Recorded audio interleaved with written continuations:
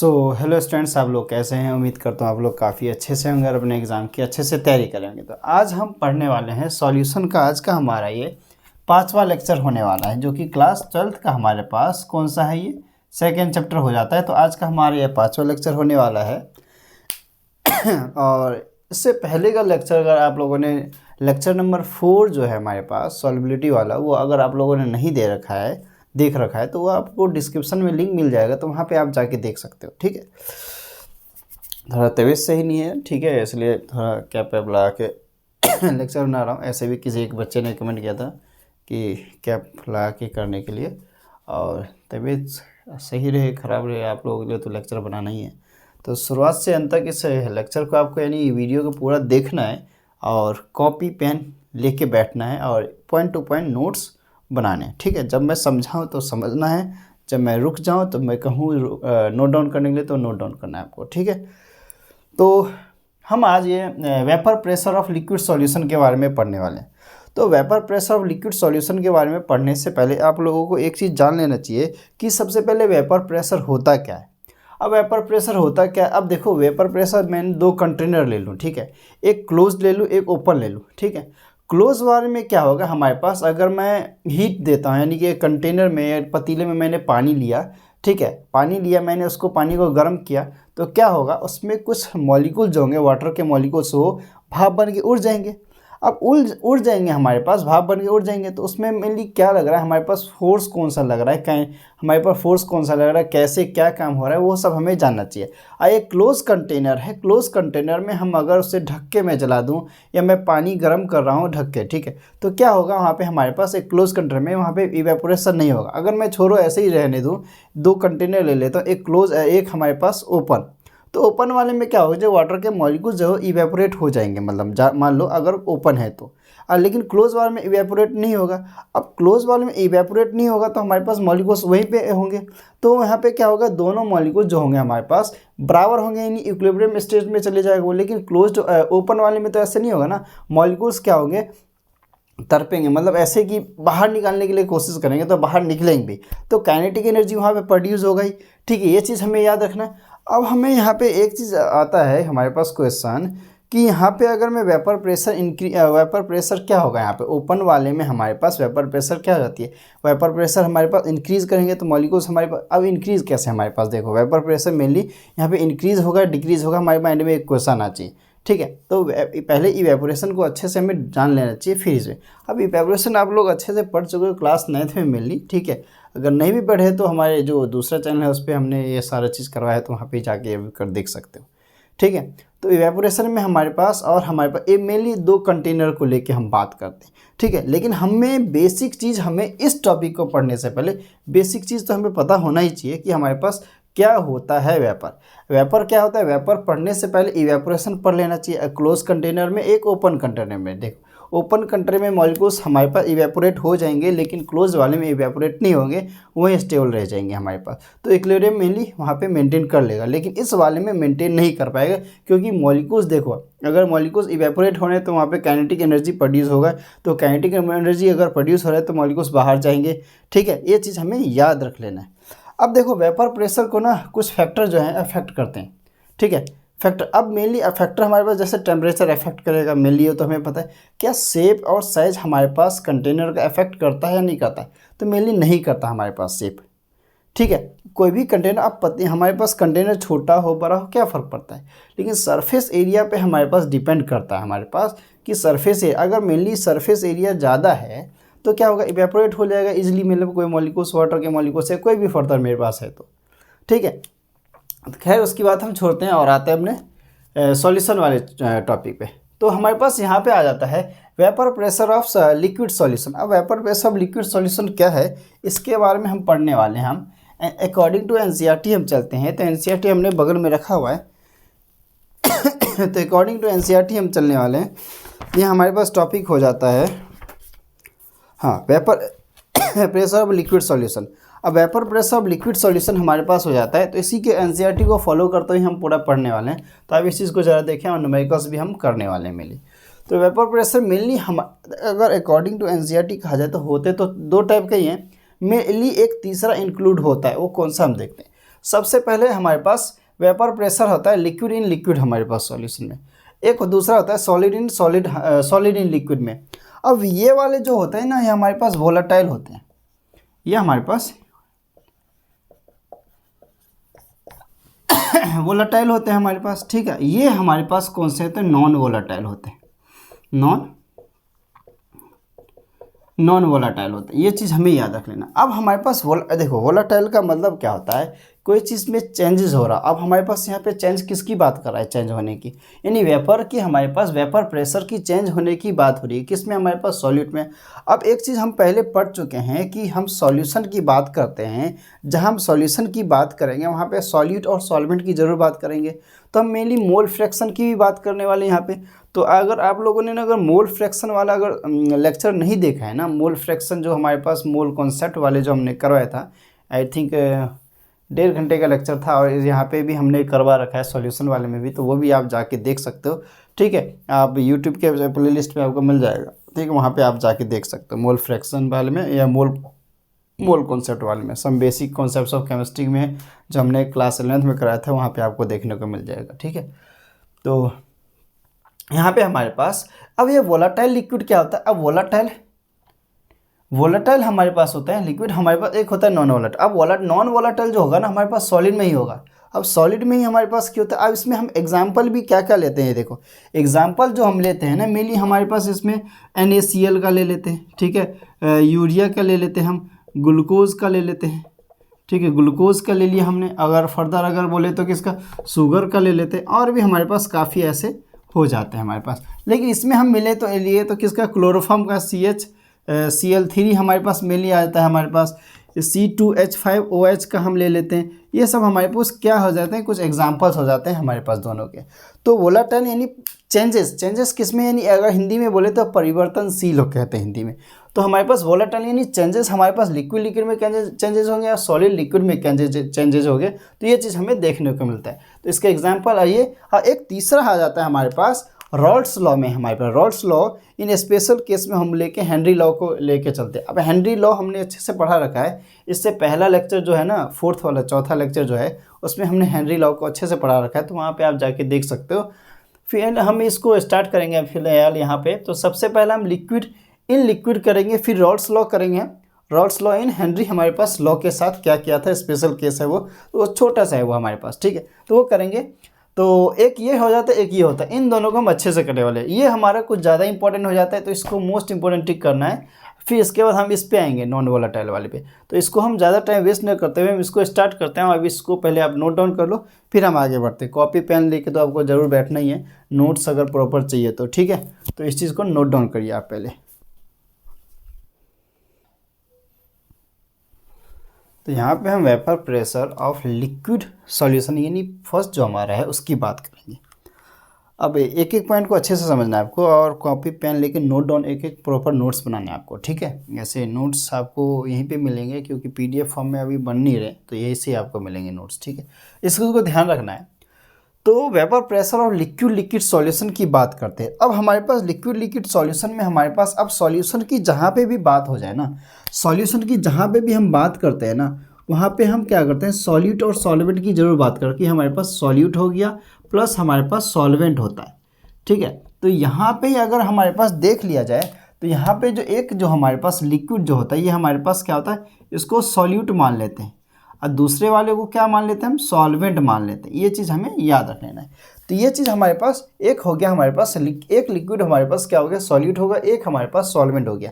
मतलब मान लो मैंने एक कंटेनर में वाटर लिया, वाटर के साथ मैंने कुछ और मिक्स किया, ठीक है। जैसे हम ऐसे ही बोलते थे कि जैसे मैंने मान लो अब लिक्विड की बात कर रहा है, तो मेनली हम वाटर लेते हैं, वाटर में हम अल्कोहल डाल देते हैं, ठीक है। तो वाटर में अल्कोहल डाला, अब अल्कोहल मैंने क्या किया, अब अल्कोहल में थोड़ा सा क्वांटिटी में, यानी अल्कोहल का मैं क्या मानता हूँ, सॉल्यूट मान के लेके चलता हूँ, और हम सॉल्वेंट किसको मान के चलते हैं, वाटर को हम जनरली लेके चलते हैं, तो उसी को लेके चलेंगे, ठीक है। तो उसकी बात यहाँ पर रहने देते हैं। तो ये चीज़ हमारे पास। अब पार्शियल देखो, वेपर प्रेशर और पार्शियल प्रेशर। अब यहाँ पे हम पार्शियल प्रेशर की क्यों बात कर रहे हैं, या वेपर प्रेशर हम कह रहे हैं तो पार्शियल, अब देखो पार्शियल प्रेशर पे जो इसलिए कह रहे हैं ना क्योंकि जहाँ पे एक से ज़्यादा प्रेशर की बात होती है ना उसको हम क्या कह देते हैं, पार्शियल प्रेशर कहते हैं। अब यहाँ पे क्यों, यहाँ पे हमारे पास सॉल्यूट और सॉल्वेंट की मेनली बात होगी, यहाँ पे किसकी बात होगी, सॉल्यूट और सॉल्वेंट की बात होगी, इसलिए हम यहाँ पे पार्शियल प्रेशर लेके चले। अब जैसे मेनली हमारे पास मान लो ये, अब इस मॉलिक्यूल्स का नाम लिख लेते हैं। जैसे मान लो हमारे पास ये क्या है, वोलेटाइल लिक्विड है हमारे पास, ये वोलेटाइल लिक्विड हो गया हमारे पास, ठीक है, वोलेटाइल लिक्विड हो गया हमारे पास। और इसके बाद हमारे पास क्या आता है, ये हमारे पास जो आ जाते हैं ये वाले हमारे पास, इसको क्या कहते हैं हम, मॉलिक्यूल्स ऑफ, एक मिनट, मॉलिक्यूल्स ऑफ लिक्विड इन हमारे पास वेपर फेज, यानी वीपी लिख देता हूँ, ठीक है, वेपर फेज यानी वीपी यानी वेपर फेज में चले गए, ठीक है, ये चीज़ लिख देते हैं। ये हमारे पास क्या है, सरफेस ऑफ इंटरफेरेंस आ जाता है हमारे पास, सरफेस ऑफ इंटरफेरेंस आ जाता है, इंटरफेस लिख देते हैं, इंटरफेस, ठीक है, इंटरफेस लिख देते हैं, ये हो गया हमारे पास।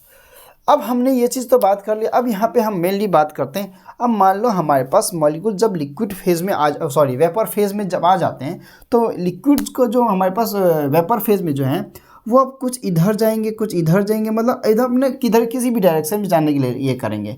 जनरली हम नीचे की इधर की बात करते हैं हमारे पास, यानी सरफेस से अटैच ही होने की बात करते हैं। तो इसमें वोलेटाइल की लिक्विड की बात करें, यानी कि हमारे पास वोलेटाइल लिक्विड यानी कि क्या हो रहा है, ये चेंज हो रहा है, किस स्टेट में चेंज हो रहा है, हमारे पास वेपर फेज में चेंज हो रहा है।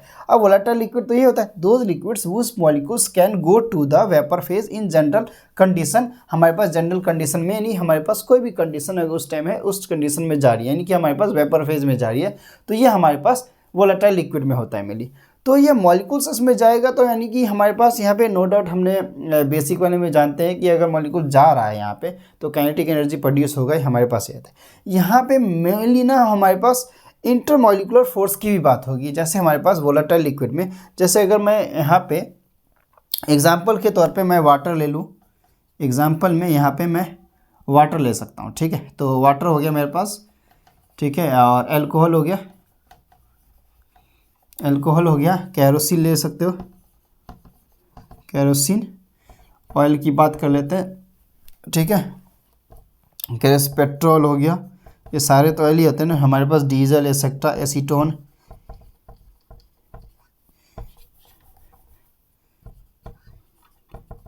एसीटोन, ईटीसी लिख देते हैं, ये सब की बात होती है। अब यहाँ पे देख लो, जैसे अगर मैं मान लो यहाँ पे जैसे वाटर मॉलिक्यूल्स की बात कर लो, ठीक है, यहाँ पे वाटर मॉलिक्यूल्स की बात कर लूँ तो इन दोनों के हाइड्रोजन के बीच के ना हमारे पास क्या होता है, जो हमारे पास क्या होता है, यानी इंटरमॉलिक्यूलर फोर्स की मेनली बात कर लेते हैं। तो हमारे पास इंटरमॉलिक्यूलर फोर्स हम क्या कहते हैं, जैसे मेनली दो मॉलिक्यूल्स मैं ले लूँ, वाटर ले लूँ, एल्कोहल ले लूँ, तो हमारे पास स्ट्रॉन्ग मॉलिक्यूलर फोर्स किस में ज़्यादा दिखेगा, हमें वाटर में जनरली ज़्यादा दिखता है। अब हम जानते हैं कि हमारे पास तीन साइड से जनरली, तीन साइड से ना, एक दो तीन साइड, चार साइड से मिली हमारे पास ये बॉन्ड बना लेते हैं हमारे पास, जनरली हम ये जानते हैं। हम केमिकल बॉन्डिंग वाले चैप्टर में भी कर चुके हैं, इंटरमॉलिक्यूलर फोर्स और इंट्रा और इंटर दोनों के बारे में पढ़ चुके हैं, वो भी हमने कंप्लीट बना दिया है, तो वो भी आप जाके देख सकते हो, ठीक है। तो यहाँ पे हाइड्रोजन मॉलिक्यूल्स के बीच के आपस की फोर्स की बात करते हैं, यानी हमारे पास वोलेटाइल लिक्विड यानी वाटर मॉलिक्यूल्स की की बात करते हैं, क्योंकि वाटर लिया हमने, वाटर की ही बात करें मेनली। तो वाटर में क्या होता है, इंटरमॉलिक्यूलर फोर्स किसके बीच में, हाइड्रोजन के बीच में ज़्यादा मतलब अच्छा रहता है। तो हमारे पास वेपर फेज में तो जाएगा, लेकिन ये आने की कोशिश करेगा हमारे पास सरफेस ऑफ इंटरफेरेंस की तरफ, हमारे पास ये मेनली बात करते हैं। तो यहाँ पे मैंने एक स्टेटमेंट लिखा हुआ है, it is defined as the pressure exerted by the molecules of a liquid present in a vapor phase to the surface of liquid present in vapor or to the wall of the container। यानी कि अगर जैसे ठंडे पानी की बोतल जो होती है हमारे पास, उसमें देखते हो आप, जब फ्रिज से पानी की बोतल निकालते हैं तो हमारे पास क्या होता है, मॉलिक्यूल जो होता है उसके एनवायरनमेंट के आसपास का भी जो जाता है कंडेंस फॉर्म में आ जाता है। तो कंडेंस फॉर्म में आ जाएगा तो हमारे पास वॉल ऑफ द कंटेनर पे भी तो चिपक जाएगा, जो वेसल से यानी कंटेनर है इसके वाल जो होंगे उसमें भी तो चिपक जाएंगे, फिर हमारे पास उसमें धीरे धीरे धीरे वेपर फेज में रहेगा, तो हमारे पास कंडेंस होकर नीचे आने की कोशिश करेगा। Due to reason of hydrogen के हमारे पास मॉलिक्यूल्स स्ट्रांग ज़्यादा होते हैं, इसलिए हमारे पास मेली कह सकते हैं। ठीक है, इसमें हम ना रॉल्स लॉ को इंक्लूड करते हैं मेनली। अब लिक्विड लिक्विड हमने अब सॉल्यूट सॉल्वेंट में लिया है, तो हम लिक्विड लिक्विड को रॉल्स लॉ के हिसाब से देखेंगे कि हमारे पास पार्शियल प्रेशर लिया है ना, प्रेशर, तो हम मॉलिक्यूल्स यानी पार्शियल प्रेशर को पी नोट से डिनोट करते हैं। हम किससे डिनोट करते हैं? पी नोट से डिनोट करते हैं, पी नोट से हम डिनोट करते हैं। अब ए मॉलिक्यूल्स बी मॉलिक्यूल्स तो हम अपने सॉल्यूट और सॉल्वेंट को नाम दे देते हैं, ए मॉलिक्यूल्स ये है हमारे पास, बी मॉलिक्यूल्स ये है। तो यहाँ पे हमारे पास मोल फ्रैक्शन की भी बात होगी। ठीक है, इसको पहले आप नोट डाउन कर लीजिए। एक चीज़, कुछ चीज़ें लिख लेते हैं यहाँ पे। जैसे हमारे पास वेपर फेज में यानी कि वेपर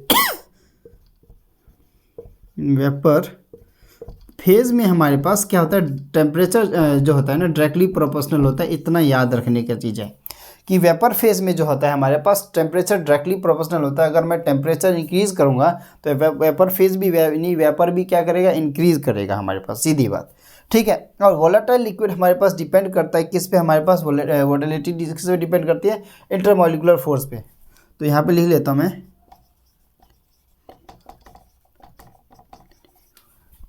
वी ओ, ए ओ और ए में फ़र्क ही नहीं पता चलता है पूरा। देखो volatility is inversely proportional to, यानी कि जितना ज़्यादा मैं अगर इंटरमॉलिक्यूलर फोर्स उनका ज़्यादा होगा, वोलेटिलिटी उतनी ज़्यादा उसकी कम हो जाएगी, डिक्रीज हो जाएगी। तो यहाँ पे इससे ज़्यादा अगर वाटर मॉलिक्यूल्स और अल्कोहल की बात करें तो अल्कोहल में हमारे पास ज़्यादा होगा वाटर मॉलिक्यूल्स के मुकाबले। ठीक है, तो इंटरमॉलिक्यूलर फोर्स की बात होते हैं,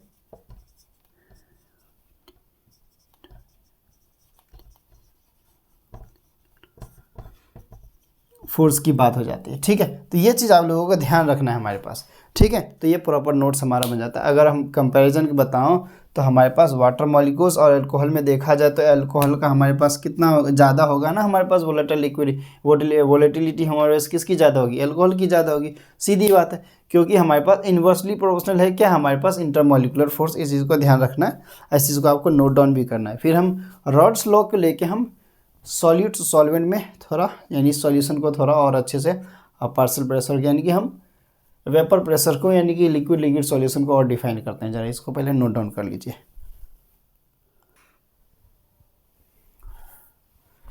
और रॉल्स लॉ आ जाता है। अब देखो रॉल्स लॉ हमारे पास क्या होता है, ये हमारे पास थोड़ा मोस्ट इंपॉर्टेंट हो जाता है। इसी से रिलेटेड हमारे पास कुछ न्यूमेरिकल्स भी आ जाते हैं एनसीईआरटी में, जो कि हम शायद करेंगे या आपको हम होमवर्क भी दे सकते हैं। ठीक है, होमवर्क मतलब आपको खुद भी करना हो सकता है, देखेंगे जिस हिसाब से टाइम होगा उस हिसाब से हम कर लेंगे। तो रॉल्स लॉ हमारे पास क्या होता है, रॉल्स लॉ जो देने वाला था नाम साइंटिस्ट का ही नाम था, उस साइंटिस्ट ने अपने नाम के बेसिस पे ही रख लिया रॉल्स लॉ। इसका फ्रांस कॉइस मार्टे रॉल्स नाम था। 1886 में इसने ये लॉ दिया था। ये लॉ कहता क्या है हमारे पास, इस चीज़ को ध्यान देना है हमारे पास। ठीक है, लॉ कहता क्या है, according to this law for a solution of two, हमारे पास दो वोलेटाइल लिक्विड है हमारे पास। मान लो इस के रूल के हिसाब से, मान लो एक हमारे पास सॉल्यूशन है। ठीक है, सॉल्यूशन है हमारे पास, उस सॉल्यूशन में हमारे पास दो कंपोनेंट है, एक हो गया हमारे पास सॉल्वेंट, तो एक हो गया हमारे पास सॉल्यूट। ठीक है, ये चीज़ हमें याद रखना है। दो वोलेटाइल हमारे पास लिक्विड्स होते हैं जिसमें partial pressure of liquid component of solution is directly proportional होता है। अब पार्शियल प्रेशर की बात करें तो यानी मोल फ्रैक्शन की बात करता है हमारे पास, मोल फ्रैक्शन की डायरेक्ट, जिसको हम काई से डिनोट करते हैं। ठीक है, अब सॉल्यूशन में अगर मान लो मैं इसको, तो हमारे पास सॉल्यूशन तो है, इसको मैं फर्स्ट मान के चलता हूँ, इसको मैं सेकंड मान के चलता हूँ, मान लो। ठीक है, तो मेरे पास मान लो दो कंटेनर दे रखे हैं। जैसे मैं अगर कंटेनर मान लूँ, जैसे मेरे पास कैसे मान लूँ, यहाँ पे साइड में जैसे एक कंटेनर ये हो गया प्लस एक कंटेनर ये हो गया, फिर बड़ा सा एक दोनों का मिला के कंटेनर हो गया हमारे पास। तो इसमें हमारे पास जो सॉल्यूशन दे रखा है, इसमें हमारे पास सॉल्यूशन दे रखा है, इसमें हमारे पास वेपर फेज में कुछ मॉलिक्यूल जा रहे हैं, इसमें भी हमारे पास ऐसे ही कुछ जा गया हमारे पास। तो इसमें हमारे पास, इसमें देखो पार्शियल प्रेशर जो गया, प्रेशर यहाँ ये जो गया हमारे पास, ये काई हो गया हमारे पास। तो काई इसको हम मान लेते हैं, इसको काई 1, इसको हम मान लेते हैं, हम क्या मान लेते हैं, काई 2 मान लेते हैं। और इधर हमारे पास क्या है, इस प्रेशर जो हमारे पास पार्शियल प्रेशर जो है, इस पार्शियल प्रेशर को हम क्या मान लेते हैं, P0 मान लेते हैं। इस पार्शियल प्रेशर को भी हम P0 मान लेते हैं। ठीक है, पी नॉट, ठीक है, पी नॉट कह लेते हैं मेनली। तो ये चीज़ हो जाता है। अब यही बोला है डायरेक्टली प्रोपोर्शनल होते हैं, यानी कि हमारे पास क्या डायरेक्टली प्रोपोर्शनल है, हमारे पास partial pressure of liquid component of a solution is directly proportional to the mole fraction करके हमारे पास हो जाता है।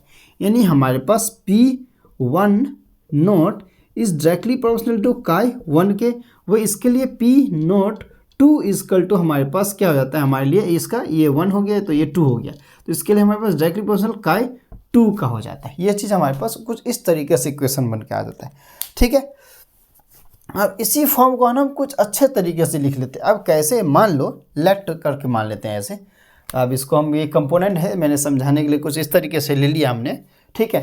तो लेट मान लो यहाँ पे कि लेट लेट यानी कि वेपर, ठीक है, वेपर प्रेशर, ठीक है, इन प्योर स्टेट। ये प्योर स्टेट में तो है हमारे पास, ये वो भी कब है, बिफोर मिक्सिंग, यानी कि मिक्सिंग से पहले, बिफोर मिक्सिंग, यानी हमने क्या किया, कुछ नहीं मिलाया, मतलब हमने उस बिफोर मिक्सिंग से पहले हम इसको क्या मान लेते हैं, P1 नॉट मान लेते हैं, ठीक है। ये हो गया हमारे पास। तो ये हमारे पास P1 नॉट हमारे पास एक का हो जाएगा, ऐसे कैसे इसे ले लेते हैं, P1 नॉट, इसका P2 नॉट हो गया हमारे पास, ठीक है। वही दूसरे की बात करें, हमारे पास मोल फ्रैक्शन की बात करते हैं, ठीक है। मोल फ्रैक्शन को तो जानते हो, हमारे पास मोल फ्रैक्शन क्या होता है, काई से डिनोट करते हैं इसको, इसी से लिख लेते हैं, काई 1 प्लस काई 2 हो जाता है। मोल फ्रैक्शन तो निकालना आता ही होगा, हमारे पास क्या होता है, Na हमारे पास नंबर ऑफ मोल्स निकालते हैं, तो Na हमारे पास 1 प्लस N, अगर हमें पास क्या है, अगर मान लो हमें काई A निकालना है हमारे पास, ठीक है, काई हमारे पास A निकालना है, 1 निकालना है, तो हमारे पास क्या होगा, Na plus Na plus N2 हो जाता है। वही दूसरे का बोले तो हमारे पास क्या होता है, काई 2 अगर निकालना हो हमारे पास N2 अपॉन में N1 प्लस N2 हो जाता है। हाँ, इन दोनों को मिला दूँ ना, जैसे मैं काई 1 को प्लस काई 2 को मिला दूँ तो मेरे पास 1 हो जाता है डायरेक्ट, ये भी हो सकता है, ये लिखेंगे हम, ठीक है। अभी तो मैं समझा रहा हूँ, इसको हम लिखेंगे भी, हो गया तो ठीक है, अभी समझा रहे थे।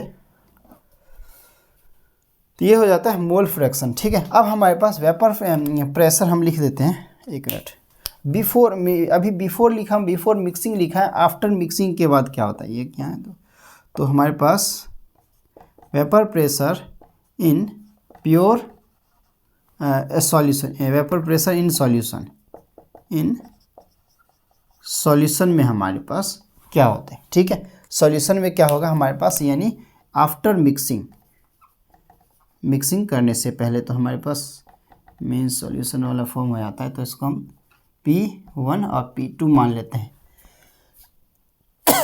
ठीक है। स्पेस हमने ज़्यादा कैरी कर लिया, बॉडी हमारा छोटा है, क्या करें, ठीक है। अब इसी के हिसाब से देखें तो हमारे पास कंपोनेंट हो जाते हैं, हमारे पास क्या हो जाता है, हमारे पास कंपोनेंट, मुझे हो सकेगा तो ऊपर का मिटाने की ज़रूरत पड़ सकता है, ठीक है, रॉल्स लॉ का ऊपर का मैं मिटा भी दूंगा। तो मैं अकॉर्डिंग टू, चलते हैं यहाँ पे, अकॉर्डिंग टू रॉल्स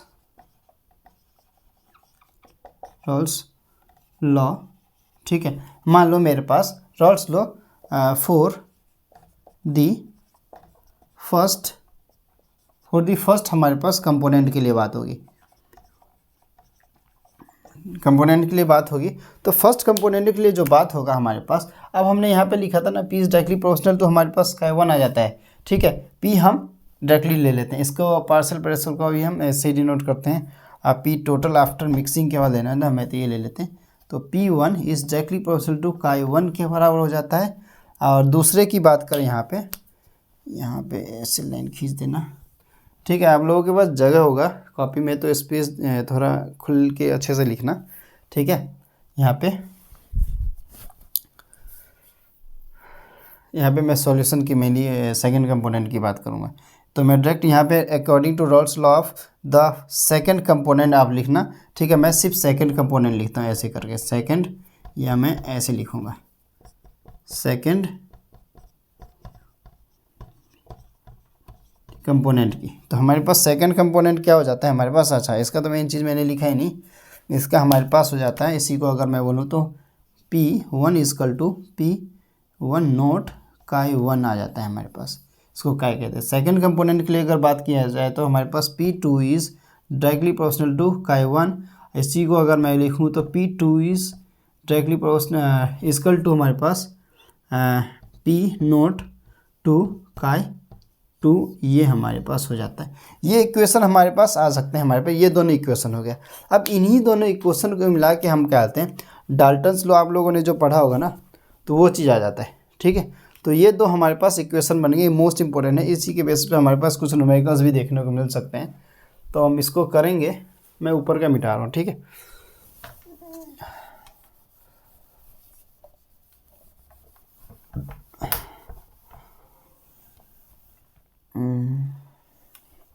चलो मैं यहाँ तक का ले लेता हूँ।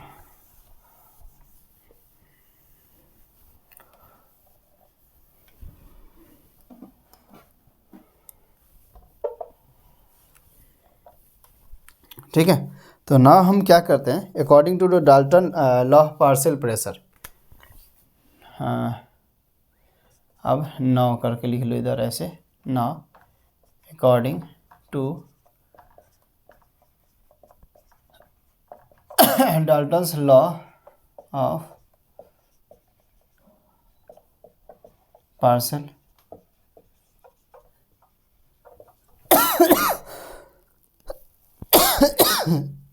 सॉरी, तो हम जानते हैं कि डाल्टन्स में हमारे पास क्या होता है, मेनली अगर बोले तो P is equal to P total, mainly अगर बात करें तो P1 प्लस P2 हो जाता है हमारे पास। ठीक है, ये चीज़ हमें पता होना चाहिए कि Dalton's law of partial pressure में हमने ये चीज़ देखा था, ये हम 11th क्लास में पहले पढ़ चुके हैं जनरली। तो यहाँ पे हम P टोटल हमारे पास क्या था, टोटल हमारे पास पार्शियल प्रेशर किसका है, सॉल्यूशन का। ये जो टोटल है हमारे पास, अगर इसकी बात करूँ तो ये हमारे पास ये टोटल जो है किसका, पार्शियल प्रेशर ऑफ, हमारे पास किसका, पार्शियल प्रेशर ऑफ सॉल्यूशन का है हमारे पास। ये चीज़ हमें ध्यान रख लेना है। तो ये तो हमारे पास एक सॉल्वेंट का है, एक सॉल्यूट का है हमारे पास, ये चीज़ हमें याद रखना है। एक सॉल्वेंट का है तो एक सॉल्यूट का है। अब P1 हमारा क्या था, सॉल्वेंट था, P2 हमारे पास सॉल्यूट था। ठीक है, ये चीज़ हमें ध्यान रखना है। इस चीज़ को लेते हुए हम क्या करते हैं, अब इसी चीज़ के हमारे पास रॉल्स लॉ तो हम जानते हैं ना, एक ये हमारे पास हो गया। ठीक है, इक्वेशन इसको छोड़ देते हैं, ऐसे ही लेके चलेंगे। एक ये हमारे पास हो गया, तो यहाँ पे वैल्यू पुटअप करते हैं हमारे पास। P यानी कि टोटल हमारे पास कितना आ गया, कैपिटल में लिख लूँ इसको, ज़्यादा बेहतर रहेगा। T हमारे पास कैपिटल में लिख लेते हैं। ठीक है, क्या हो गया, तो P1 प्लस P2 आ गया हमारे पास। तो इसी को P टोटल यानी कि P हमारे पास यहाँ पे Q1 कितना है, P1 not Chi1 plus P2 not Chi2, ये हमारे पास एक इक्वेशन बन जाता है जो कि मोस्ट इंपॉर्टेंट हो जाता है। इसी के बेस पे हमारे पास न्यूमेरिकल्स आ जाता है। तो इसको हम इक्वेशन फर्स्ट मान लेंगे हम। ठीक है, इसको हम इक्वेशन फर्स्ट मान लेते हैं। ठीक है, इसी के बेसिस पे हमारे पास, अगर हमने मोल फ्रैक्शन का मैंने बताया था ना, Chi1 हमारे पास अगर प्लस Chi2 को अगर जोड़ दिया जाता है तो 1 आ जाता है वैल्यू। अगर इसी को आगे पीछे कर दूँ, जैसे मान लो Chi1 को अगर मेरे पास मान लो Chi2 दे रखा है मेरे पास, ठीक है, तो 1 माइनस Chi1 कर देंगे हमारे पास, 1 माइनस Chi1 कर देंगे तो हमारे पास वैल्यू निकल जाएगी, यानी मोल फ्रैक्शन निकल जाएगी हमारे पास, मोल फ्रैक्शन, ये चीज़ हो जाता है हमारे पास। ठीक है, तो ये चीज़ आप देख सकते हो। लेकिन हमारे पास ये चीज़ हो गया। अब इसी के बेसिस पे हम क्या करते हैं, इक्वेशन बनाते हैं फ्रॉम इक्वेशन फर्स्ट के हिसाब से देखें, फर्स्ट। ठीक है, तो वी गेट, देखें तो हमारे पास क्या हो जाता है, हमारे पास P टोटल की बात होती है। P टोटल हमारे पास क्या दे रखा है, हमारे पास P1 नॉट, तो 1 माइनस Chi1। ठीक है, Chi1 हमारे पास, Chi1 नहीं, एक मिनट का यहाँ पे 2 आना चाहिए। ठीक है, हमारे पास फिर P2 नॉट Chi2 आ जाता है हमारे पास। ठीक है, ये हमारे पास इक्वेशन इस तरीके से, यही चीज़ आप लोगों को NCERT में भी देखने को मिल सकता है यहाँ पे। अगर देखो तो यहाँ पे ये चीज़ आपको एनसीईआरटी में भी देखने को मिल सकता है। अगर पी टोटल लेते हैं हम, ठीक है, तो काई 1 का हमारे पास P2 हमारे पास P1 है। यानी अगर मैं इसकी बात करूँ तो इसको हमने डायरेक्टली कर दिया है अकॉर्डिंग टू इसी इक्वेशन के हिसाब से। अगर मैं करूँ, इसको मिटाने की ज़रूरत है, 1 मिनट, पूरा ले लेता हूँ मैं, देखते रहा। आई थिंक आप लोगों ने नोट डाउन किया होगा। नोट डाउन नहीं किया तो बैक करके पीछे जाके आप नोट डाउन कर सकते हो। इस चीज़ को देख लेना आप अच्छे से, ठीक है। इसकी हम बात करते हैं तो क्या आ गया हमारे पास, P total is equal to P1 naught chi 1 plus P2 not काई 2 आ जाता है हमारे पास, ठीक है। काई 2 कह देते हैं, सॉरी, ठीक है। तो हमारे पास क्या आता है, P टोटल इजकल टू हमारे पास P, ठीक है, P हमारे पास अगर मेनली बात किया तो P1 नॉट 1 माइनस काई हमारे पास किसके आ जाता है, काई 2 की बात हो जाती है हमारे पास, प्लस हमारे पास as it is P naught equal to chi 2 आ जाता है हमारे पास। ये चीज़ हमारे पास दे रखा है एनसीईआरटी में भी, तो ये चीज़ कर सकते हो। अब ये ऐसा क्यों करते हैं हम, न्यूमेरिकल्स का ना ईजी करने के लिए, एक तरह से हम न्यूमेरिकल्स को ईजी करने के लिए करते हैं, जिस हिसाब से हमारे पास न्यूमेरिकल ईजी हो जाए। तो इसी हिसाब से चलते हैं। तो P टोटल हमारे पास अभी भी आ जाता है, क्या आ जाता है, P1 नॉट, ठीक है, P1 नॉट आ जाता है माइनस हमारे पास। अब देखो 1 माइनस, ये हमने क्या किया था, 1 माइनस है ना, 1 माइनस ये किया था, देखो 1 माइनस किया ना, काई 2 इक्वल टू 1 माइनस काई 1 किया। तो इसी को हम क्या करेंगे, यहाँ पे पुटअप कर सकते हैं, यहाँ पे पुटअप कर सकते हैं हम, ठीक है। तो हमारे पास क्या हो सकता है, इसको तो एज इट इज़ रहने दो।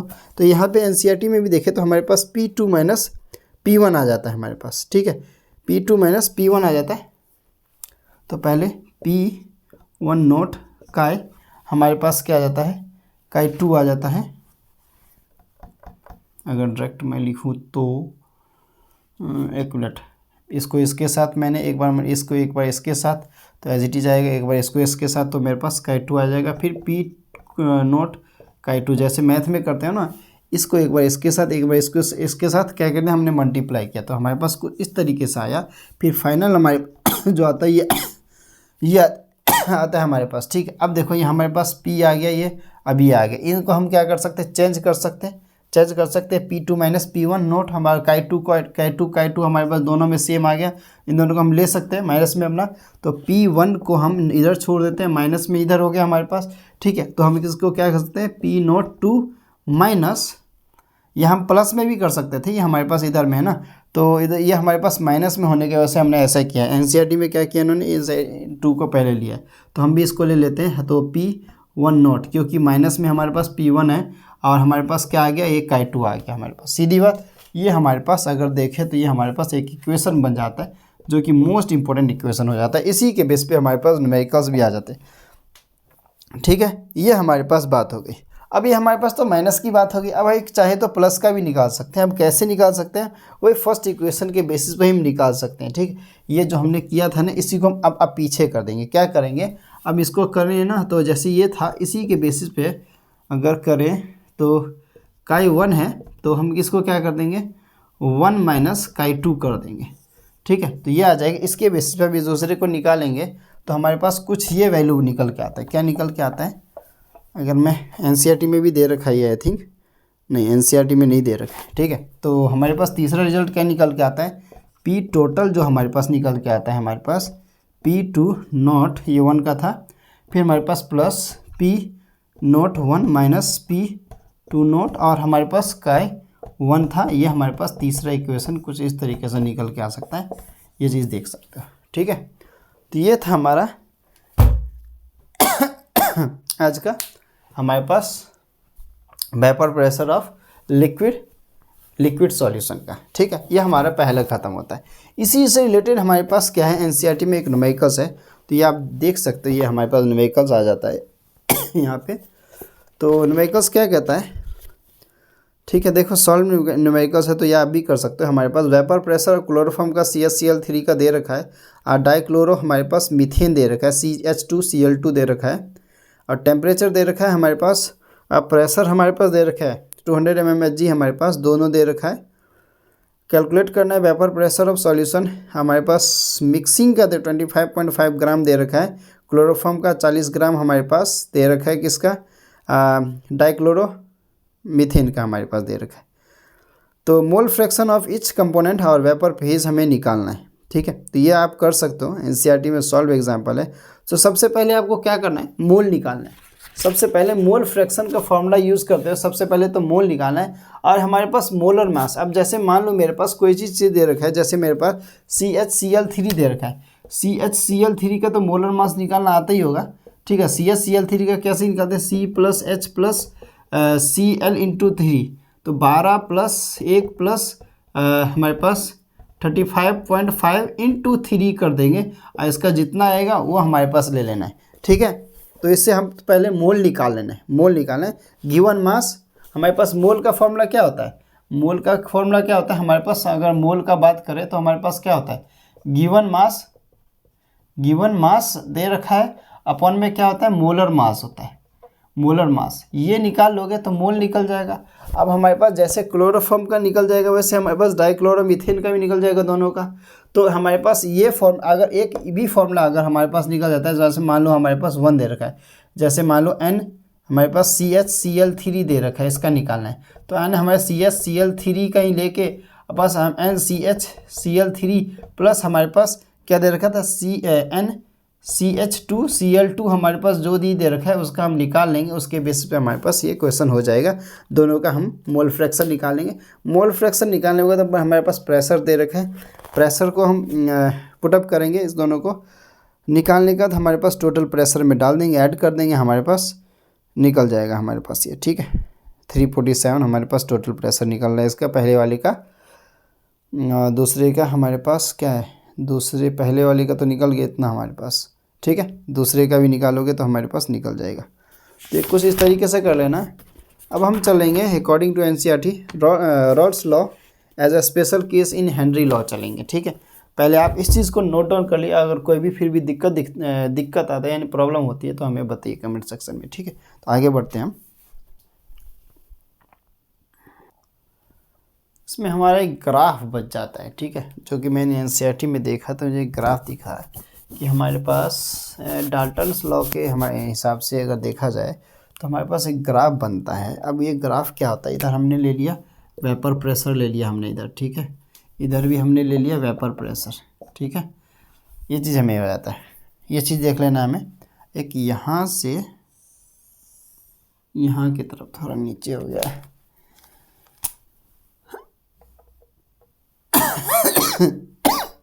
ये देख लेना। फिर एक यहाँ से यानी कि अगर देखें तो यहाँ से यहाँ की तरफ दिखता है, और यहाँ से हमारे पास एक इधर की तरफ ऐसे करके एक जाता है। अब इसमें होता है क्या, देखो ये वेपर प्रेशर दोनों तरफ हमारे पास, इधर हमारे पास काई 1 है, 1 मिनट, काई 1, और इधर हमारे पास काई 2 चले जाता है, ठीक है। इधर काई 1 हमारे पास जो आता है 0 आता है, काई 2 जो होता है 1 आता है हमारे पास। इधर ठीक उल्टा होता है, काई 1 हमारे पास 1 आता है, काई 2 हमारे पास इधर 0 आ जाता है। अब इसमें बात करें तो हमारे पास फर्स्ट और सेकंड कौन सा है, यानी P1 कौन सा है, P2 कौन सा है हमारे पास। तो P1 जो होता है हमारे पास, ये वाला P1 जो होता है हमारे पास, ठीक है, इसको हम फर्स्ट नाम दे देते हैं।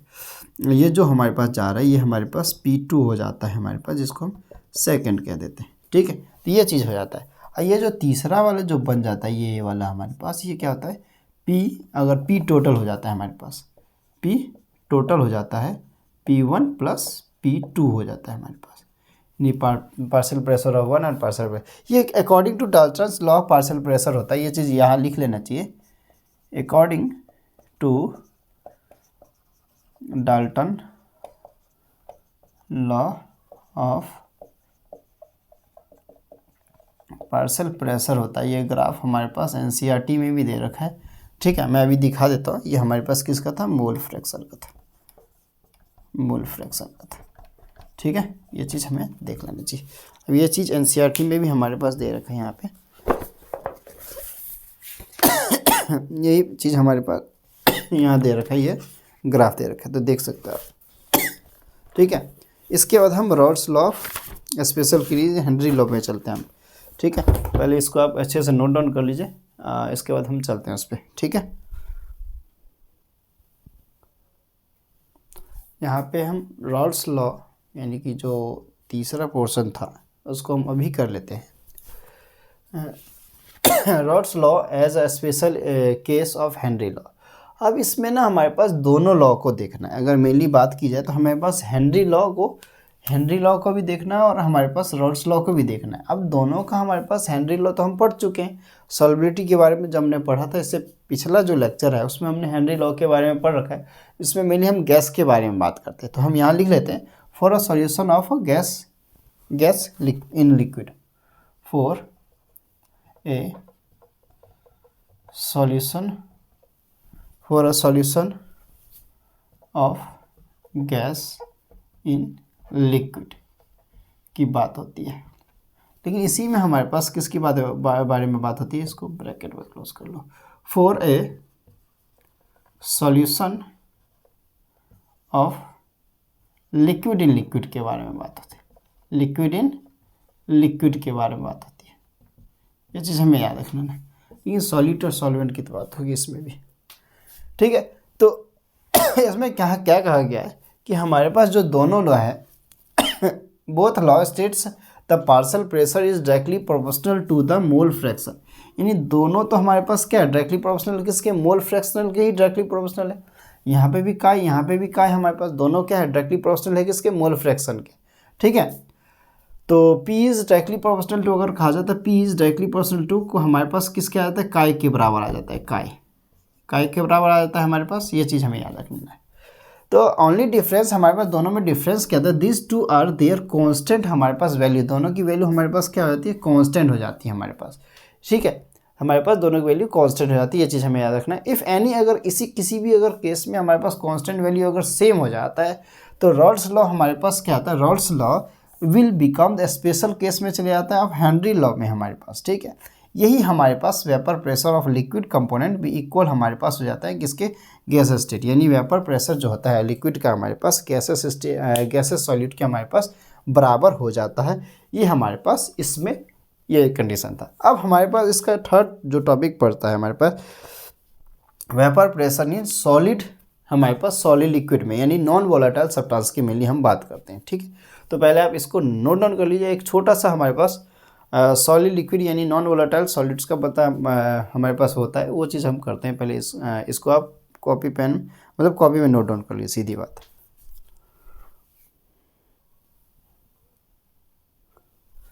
तो vapour pressure of solid in liquid solution की बात करते हैं, ये हमारा दूसरा हो जाता है। अब मेनली अगर वेपर प्रेशर ऑफ सॉल्यूशन बोले तो दो टाइप्स के ही होते हैं हमारे पास, एक हमारे पास लिक्विड तो एक होता है हमारे पास सॉलिड लिक्विड।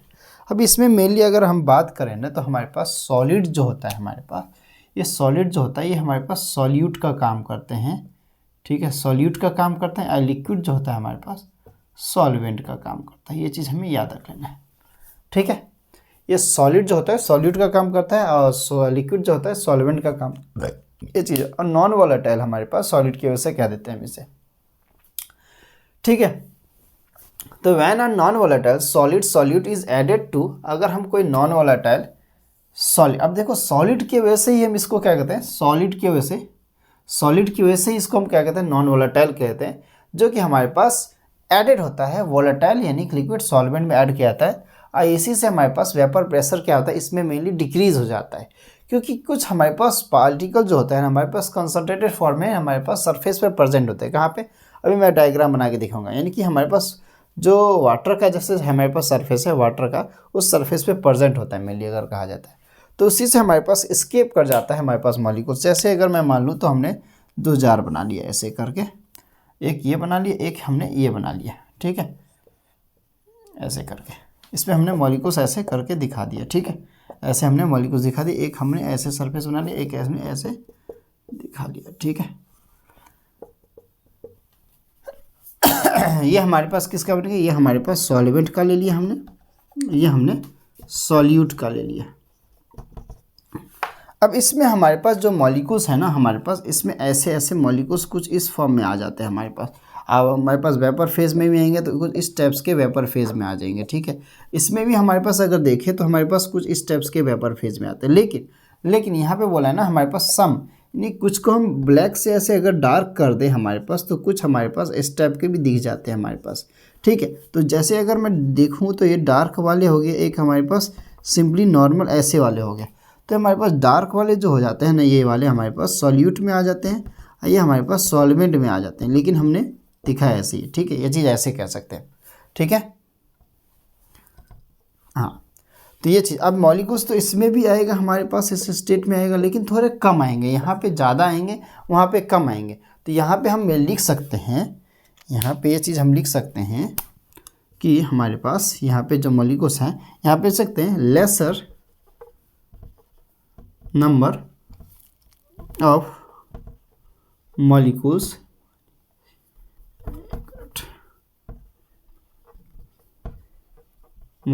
इन वेपर फेज। यहाँ पे क्या लिख सकते हैं, हायर